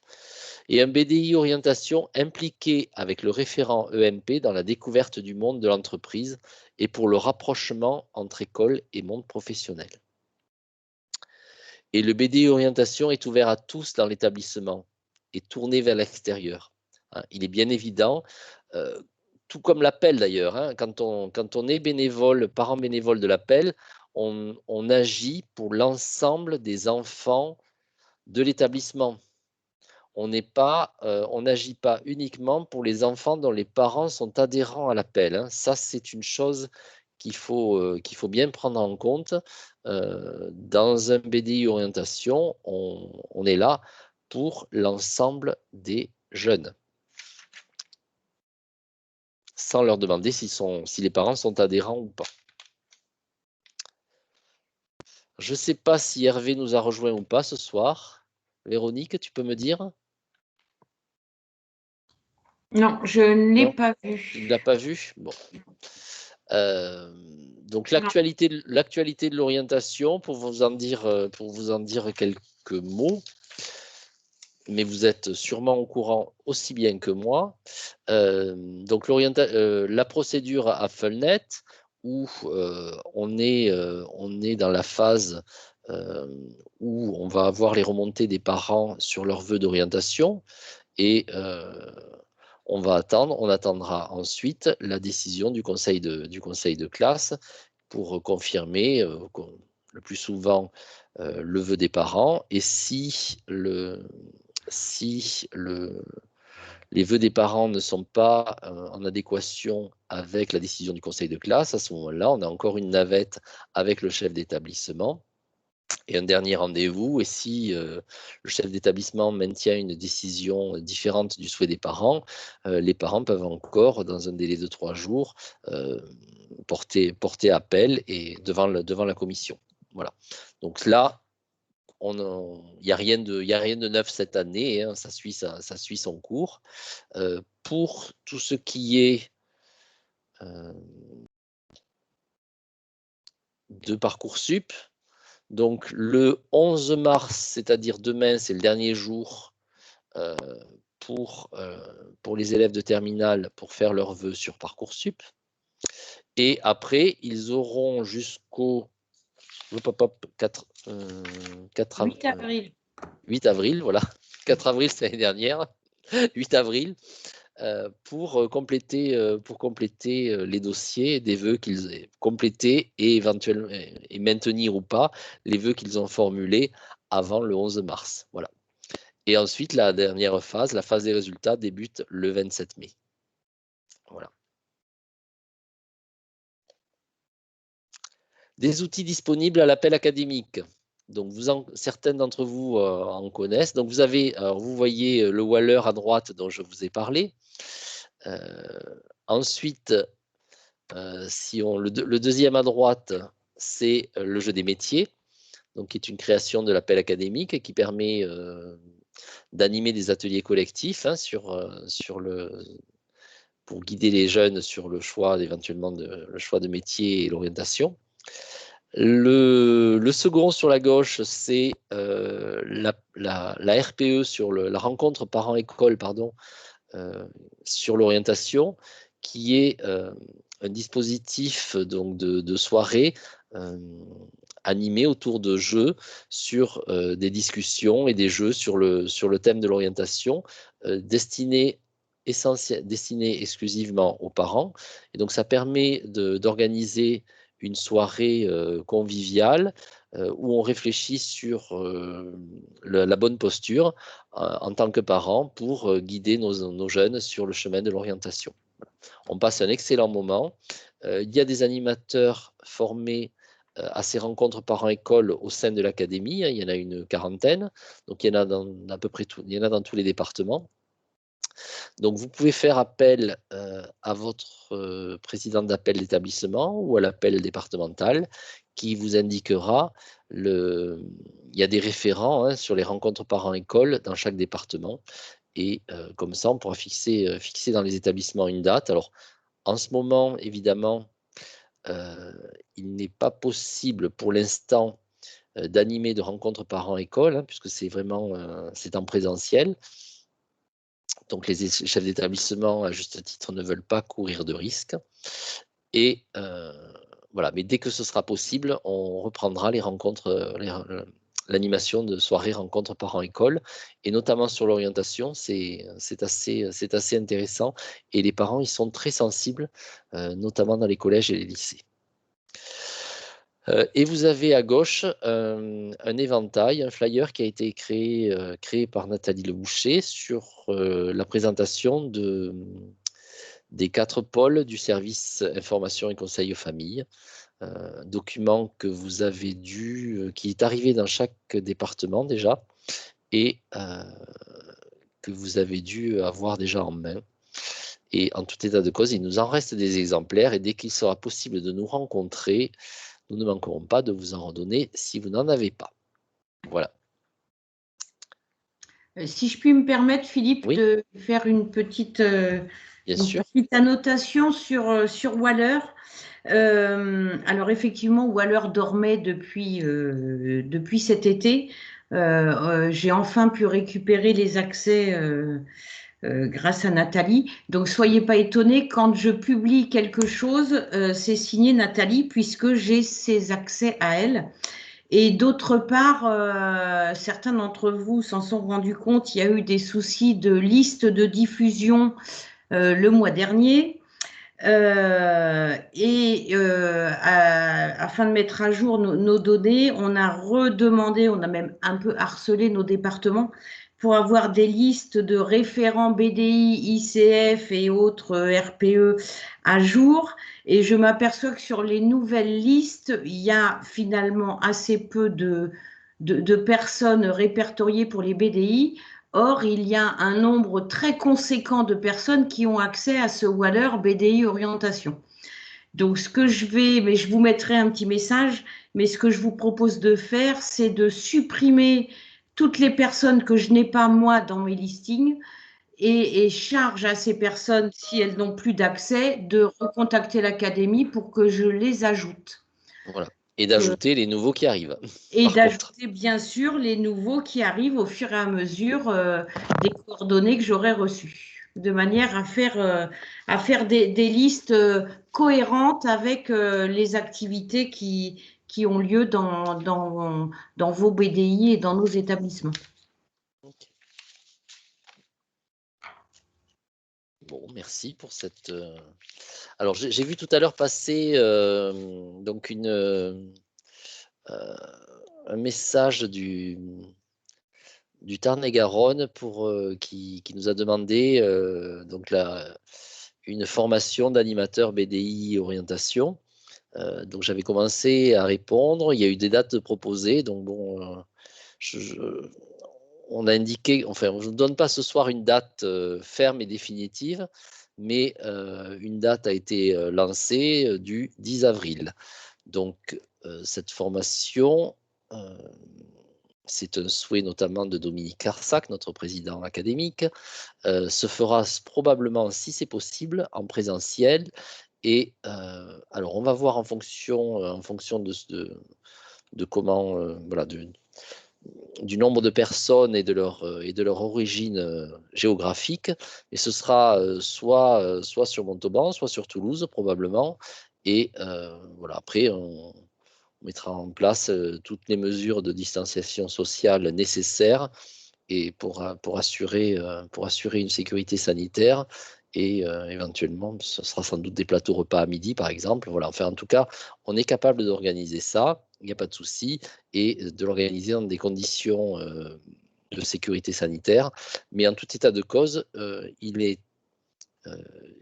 c'est une formation qui doit se faire normalement sur une journée, et il serait très difficile de la réaliser en distanciel. Donc, ce sera probablement en présentiel. Voilà. Et si jamais ça se fait à Toulouse, il y aura un covoiturage, effectivement, voilà, pour les Tarn-et-Garonnais qui sont intéressés, voilà, pour venir sur Toulouse. Voilà. Mais à voir. Pour l'instant, on en est encore à discuter de la localisation et de la date, mais très vite, on va revenir vers vous pour vous donner ces modalités. Voilà. Hop, je continue. Les soft skills. Alors, important, j'ai voulu faire un petit focus là-dessus, parce que c'est des choses qu'on entend de plus en plus souvent, qui prennent de plus en plus d'importance, notamment dans les entretiens d'orientation, quand on cherche du travail. Et ce sont des notions et des choses qui ne sont pas encore, à mon sens, rentrées suffisamment dans nos établissements et dans nos BDIO. Alors, je vais vous lire quelques définitions et ensuite vous expliquer un petit peu de quoi il s'agit. Donc, soft skills ou compétences douces, traduit littéralement. Il s'agit d'une compétence, c'est-à-dire d'une aptitude mise en œuvre dans la pratique. Et la particularité de cette compétence est sa transversalité. Elle n'est pas liée à un métier ou à un contexte technique particulier. C'est ce qui la distingue du hard skills. Alors, les hard skills, c'est les connaissances, on va dire, entre guillemets, techniques. Une soft skill s'acquiert. Autrement dit, une soft skill n'est pas innée. Ce sont des aptitudes faites de méthodes et de techniques qui peuvent être apprises et auxquelles on peut se former. Comme pour toute compétence, l'acquisition d'une soft skill peut être plus ou moins facilitée par des prédispositions, des traits de personnalité, mais une soft skill n'est pas un trait de personnalité. Alors, c'est important parce qu'on est dans un monde qui se robotise et qui se numérise de plus en plus. Et voilà, par exemple, mettre une vis dans un boulon, c'est quelque chose qu'un robot sait faire. Par contre, adapter la taille du boulon au mouvement qu'on attend de la pièce, là, c'est quelque chose qui requiert de l'adaptation, de la finesse, de la réflexion. Et là, on est dans le domaine des soft skills. Voilà. Et c'est important parce que la révolution numérique va entraîner la création de... c'est pas va entraîner, c'est déjà entraîne de plus en plus la création de nouveaux métiers pour lesquels ces soft skills sont très importants. Alors, ces soft skills, on peut les regrouper autour de 3 familles. Alors, vous avez d'ailleurs sur ce nuage de mots, vous avez communication, donc il y a une famille de soft skills liées à la communication. Alors, on peut notamment y parler de soft skills pour tout ce qui est communiquer, réseauter, travailler en équipe, négocier, être influent. Voilà, tout ça, ce sont des soft skills. On peut avoir des soft skills, une deuxième famille de soft skills, donc après la communication, liée à l'agilité. Alors, savoir prendre du recul, gestion du stress, ouverture d'esprit, créativité, flexibilité, prise d'initiative, efficacité. Voilà. Ça, c'est une deuxième famille de soft skills liées autour de l'agilité. Et enfin, on va avoir des soft skills liés plus à la personnalité. Donc là, on va avoir la confiance en soi, pardon, la persévérance, la résilience, comment rebondir après un échec ou une situation difficile. L'organisation, l'assertivité, l'empathie et la fiabilité. Je vous demande juste un petit instant, mais il faut que je rebranche mon ordinateur parce que sinon, on va être coupé et ce serait très dommage. Ma batterie est faible.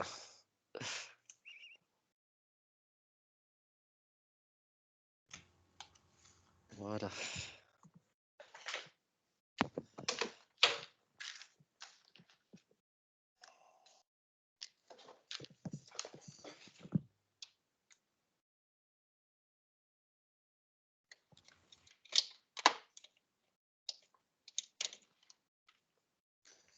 Allez, voilà, c'est bon, excusez-moi.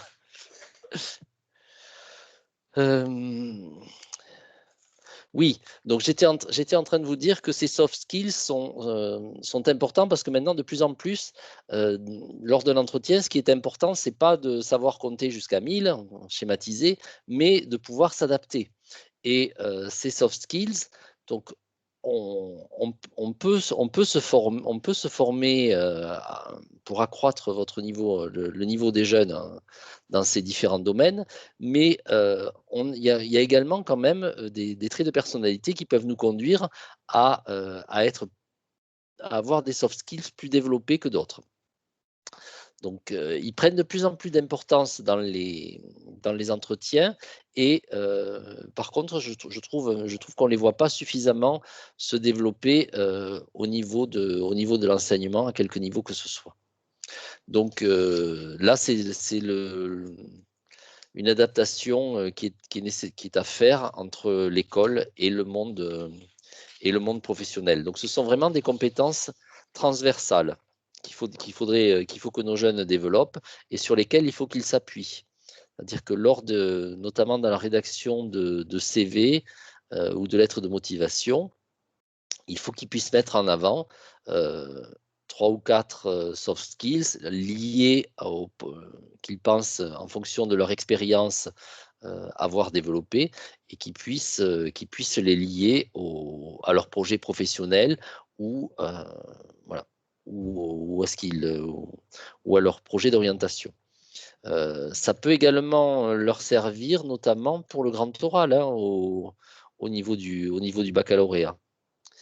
On n'en a pas parlé d'ailleurs. On n'en a pas parlé d'ailleurs. Les épreuves communes donc, ont été supprimées, les 3 épreuves communes de première et terminale.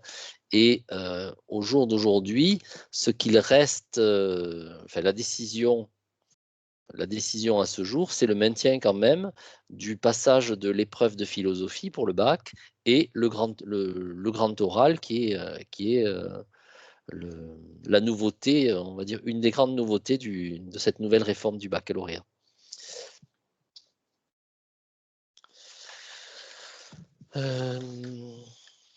Voilà, je sais pas, est-ce qu'il y a des questions sur les soft skills? Non? Non, rien sur le chat en tout cas. D'accord. Bon, j'espère avoir été voilà, à peu près clair. Donc c'est bien, c'est bien si vous le faites déjà dans les BDIO, faire alors après c'est sur Internet, hein, il y a un choix. Voilà, vous testez les différents questionnaires. Il y a des questionnaires pour savoir comment, des tests pour savoir comment, quel profil on peut avoir et quel soft skill on peut développer. Les soft skills, alors en fonction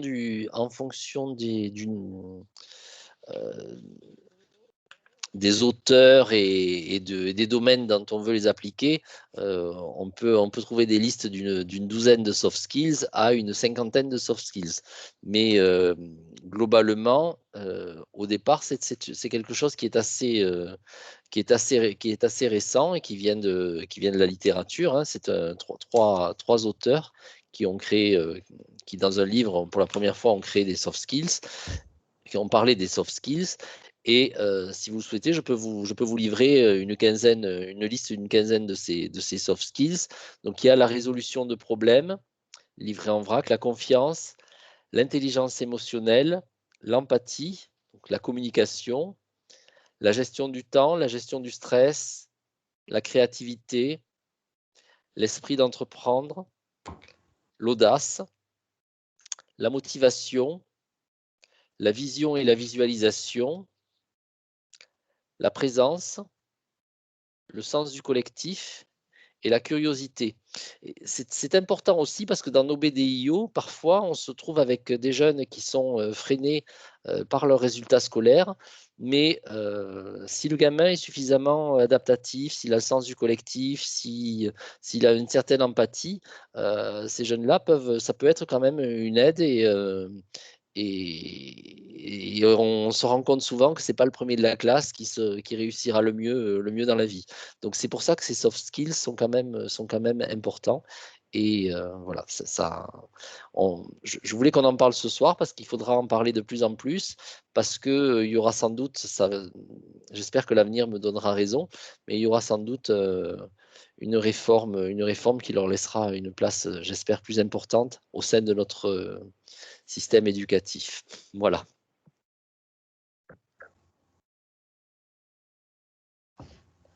On en arrive à la fin de ma présentation. Un petit temps d'échange à vos questions, si vous en avez. Oui, Fabien fait remarquer le site de l'appel académique avec la rubrique orientation, tous les webinaires et les vidéos que nous avons déjà mis en place pour les formations notamment. Et donc, si cette vidéo de ce soir qui est également, cette visio qui est également enregistrée et qui peut-être rejoindra d'autres visios sur le site de l'appel académique. Voilà. Donc, si l'Institut Théas n'a pas eu d'éventail, il n'y a pas de souci. On en fera passer soit par Nathalie Omassi, la présidente de l'appel départemental, soit moi qui ai la chance de ne pas être très loin. Je vous en porterai à l'occasion. Ne vous inquiétez pas. Est-ce qu'il y a d'autres questions, Véronique? Oui, alors c'est toujours Fabien qui demande si les liens peuvent être diffusés aux parents, mais je ne sais pas de quel lien il parle. Donc Alors, Fabien, si oui, tu peux. on peut diffuser, on pourra vous mettre par mail une liste de liens, notamment sur l'orientation, sur des sites ou des tests qui peuvent aider les BDIO à guider les jeunes et les parents sur le chemin de l'orientation. Attention de ne pas, voilà, si vous utilisez, si vous voulez communiquer aux parents un lien sur un test ou sur un site, vérifiez quand même avant que de la neutralité de ce site, de la qualité et de la fiabilité des informations contenues. Et en tout état de cause, nous, la liste que nous vous diffuserons est une liste que nous a transmise l'appel national. Au moins comme ça, il n'y a pas de souci là-dessus. Voilà. En tout état de cause, privilégiez toujours le site éducation.gouv, le site de l'ONICEP, le site du CIDJ, pardon, et voilà, des sites qui sont plus ou moins, enfin qui sont assez officiels. Et attention à tous les sites qui sont sur lesquels l'information est parfois pertinente, hein, mais attention aux sites qui sont liés à des revues, à des magazines ou à des formations ou à des établissements privés qui font la promotion, voilà, qui peuvent faire la promotion de leur formation, voilà. Et parfois nous présenter l'information sous un angle qui leur est favorable. Voilà. Alors là, il y a une slave de questions. Oui. L'action BDIO permet-elle de proposer des QCM aux enfants? Et je crois, alors pourquoi j'ai pas le, je crois que c'était CM2 si j'ai bien vu le. Oui, c'est ça. Alors, une boîte à outils, alors tu me dis pardon? Ah oui, moi je suis remontée à la dernière. Pardon, excuse-moi, oui, tu es remontée. La question de Saint-Joseph-Beaumont.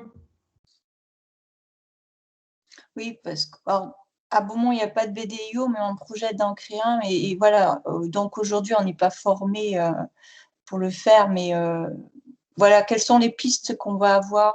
Est-ce que des QCM ou des outils sont disponibles? Après, vous avez à partie répondu en nous proposant des liens et je suppose que dans ce panel, il y a potentiellement des QCM ou des choses comme ça. C'est ça. Mais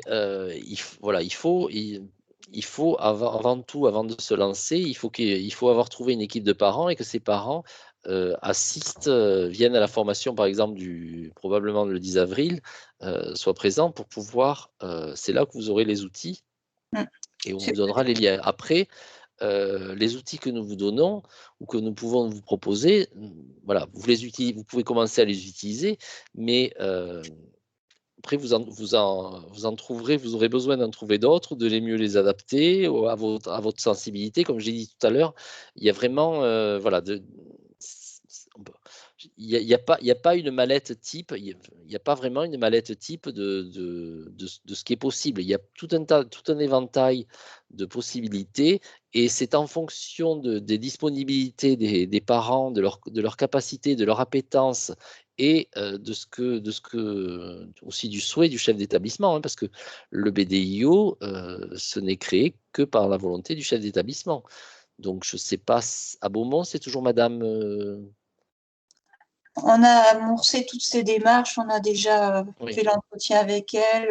Il nous a alloué des locaux, du mobilier, de l'ordi, de la connexion Internet. Elle est très motivée par ça. D'accord. On va continuer pour la rentrée 2022. Pour la rentrée 2022, voilà. Donc, en tout cas, même si voilà, je vous conseille de venir d'assister le 10 avril et en tout état de cause, il y aura un déplacement probablement du service information conseil aux familles à Beaumont pour vous aider et également profiter de la présence en Tarn-et-Garonne des BDIO de Théas, des BDIO de Notre-Dame et je crois qu'à Saint-Théodard, il y en a.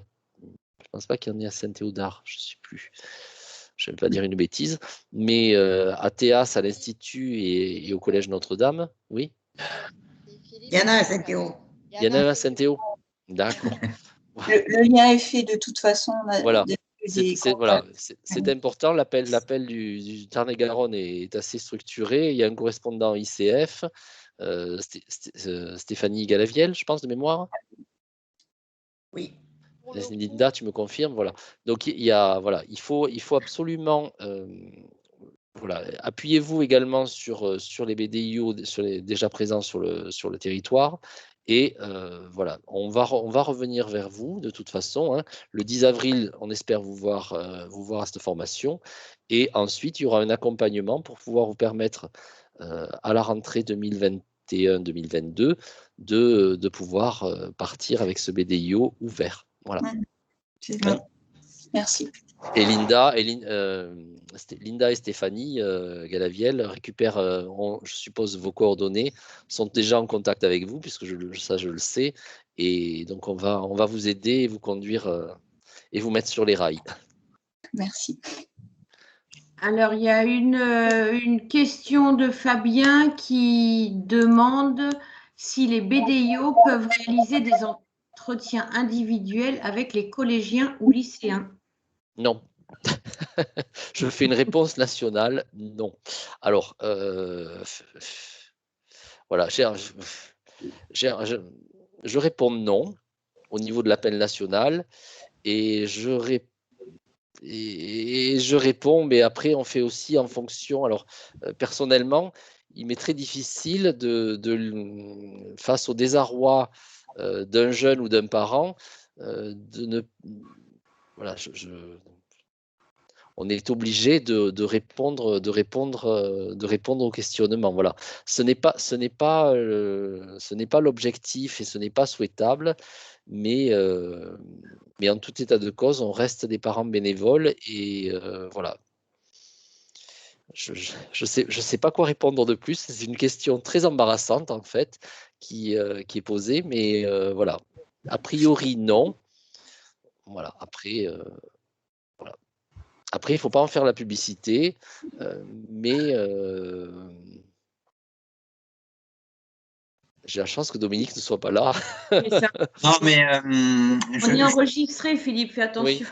je voulais pas te piéger, mais effectivement, dans ton intervention, Philippe, tu as beaucoup parlé d'ateliers collectifs depuis le début, et c'est ce qui est écrit dans la charte. Donc, c'était pour justement lever le lièvre, ou en tout cas éviter que ce soit un message effectivement national rappelé que les entretiens individuels ne sont pas conseillés.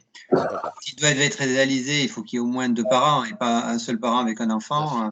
Voilà, et essayer de privilégier de toute façon du collectif. Voilà, après, s'il y a les parents qui viennent avec l'enfant, dans ce cas, on a le droit. Mais voilà. Après, il y a des situations délicates qui font que face à, c'est souvent quand on a une difficulté d'orientation où le gamin est perdu et ne sait pas du tout ce qu'il veut faire et où les professeurs principaux ne sont pas arrivés, voilà. Parfois aussi le BDIO c'est la bouée de secours, quoi. Hein. On a passé des heures et des heures d'accompagnement en classe, voilà, en AP, etc. Et quand le gamin ne sait plus, on se retrouve parfois à être appelé et à dire au secours, au secours, je ne sais plus quoi faire. Bon, à ce moment-là, on peut donner des conseils généraux et en tout cas, évidemment, s'assurer de la présence des 2 parents ou de leur consentement. Et voilà. Mais bon. Question suivante. Oui, alors on a 2 questions beaucoup plus matérielles. L'une qui demande, alors, existe-t-il une boîte à outils des soft skills? Et la deuxième, c'est est-ce qu'il existe des achats groupés afin de faire baisser les coûts pour le matériel nécessaire au BDIO?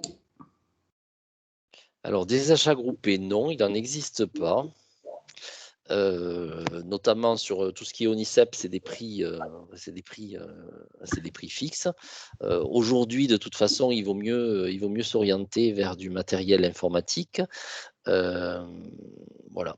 Après, il peut y avoir, en fonction des départements, des demandes de subventions faites au niveau départemental, au niveau académique, solidarité numérique. Enfin, voilà, il y a tout un tas de possibilités qui vous sont offertes.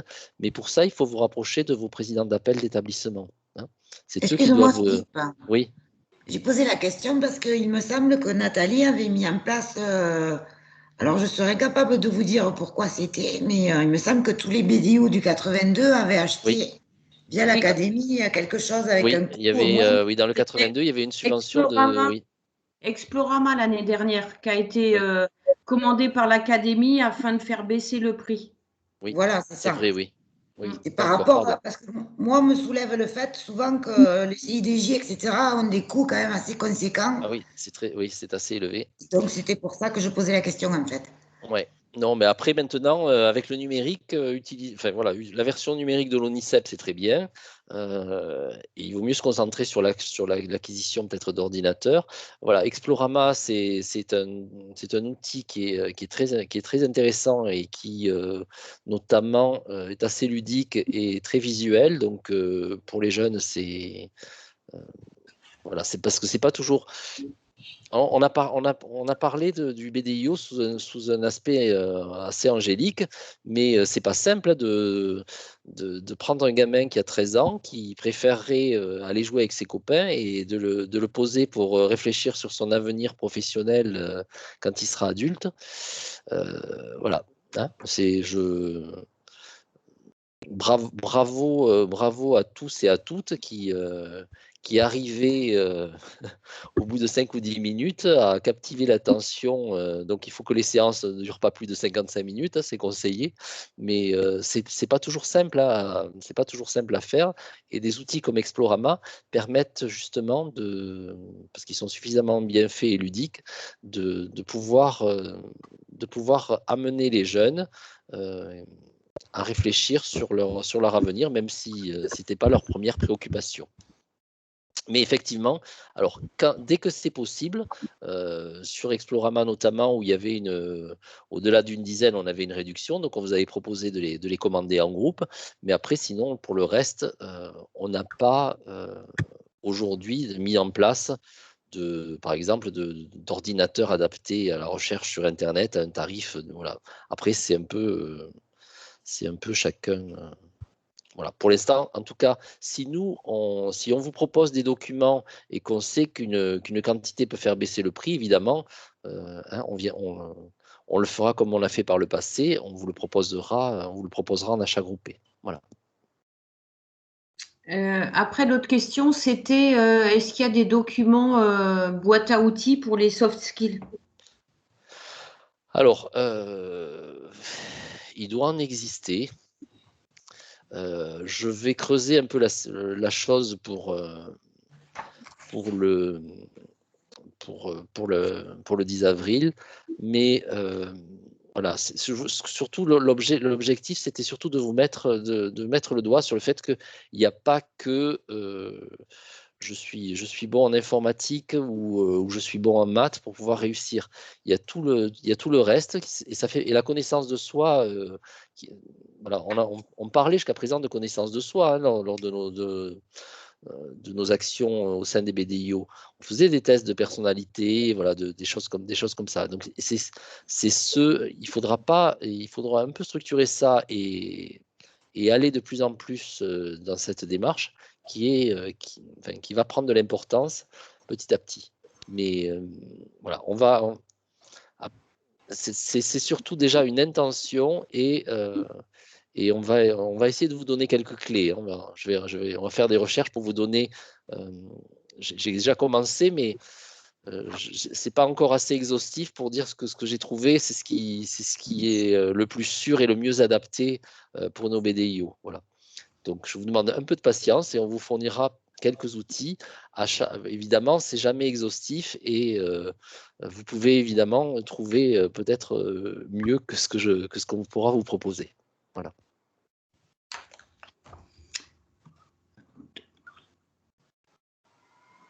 Il est bientôt 22 h. Je crois qu'on a commencé à 20 h. Donc, on va arriver à 22 h. On mettra fin à notre chat. Une autre question peut-être? Je vois que notamment Non, Linda est c'est des remarques plus que des questions. Voilà, les éventails, les boîtes de jeux, je vois, sont disponibles toujours à l'académie, ça, il n'y a pas de souci. Voilà. Et après, n'hésitez pas pour vos demandes en besoins financiers à vous rapprocher de vos appels d'établissement, des présidents d'appels d'établissement et au besoin, si c'est sur du matériel informatique, il y a plein de possibilités d'obtenir des subventions, que ce soit notamment également par les établissements, par les banques. Le Crédit Agricole, la Caisse d'épargne, toutes ces banques parfois proposent aux établissements des financements d'ordinateurs.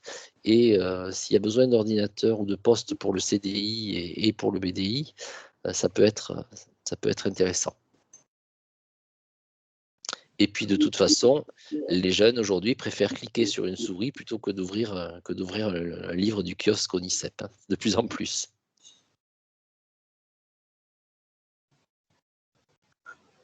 Bon, mais écoutez, s'il n'y a pas d'autres questions, la dernière diapo est celle, je crois, où il y a les coordonnées du service information conseil aux familles.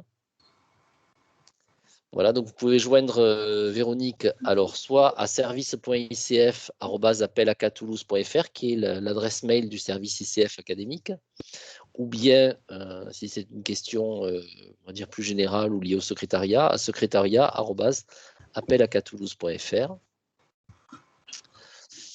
Et si vous avez des questions, que vous voulez passer un coup de fil, vous avez les 2 numéros de téléphone, le fixe et le portable de Véronique, et mon portable si vous souhaitez me joindre pour quelque chose de particulier. Voilà. On espère que cette soirée vous aura conforté et vous aura donné quelques informations complémentaires sur le fonctionnement des bureaux de documentation et d'information à l'orientation. Et on espère vous retrouver très rapidement, soit le 10 avril pour les animateurs BDI qui voudraient se former, soit pour une prochaine visio. Et je prie pour que la prochaine fois, on puisse se voir en présentiel. Merci à tous, merci Véronique, merci Samantha, et merci à tous ceux qui... Merci à l'Appel National qui est à l'origine de ce PowerPoint, et c'est bien de signaler ça. Ça nous évite dans les académies à faire autant de PowerPoint qu'il y a d'académies, et de pouvoir nous consacrer à d'autres choses qu'à la réalisation de ces outils de base. Voilà. Merci beaucoup, bonne soirée. Au revoir.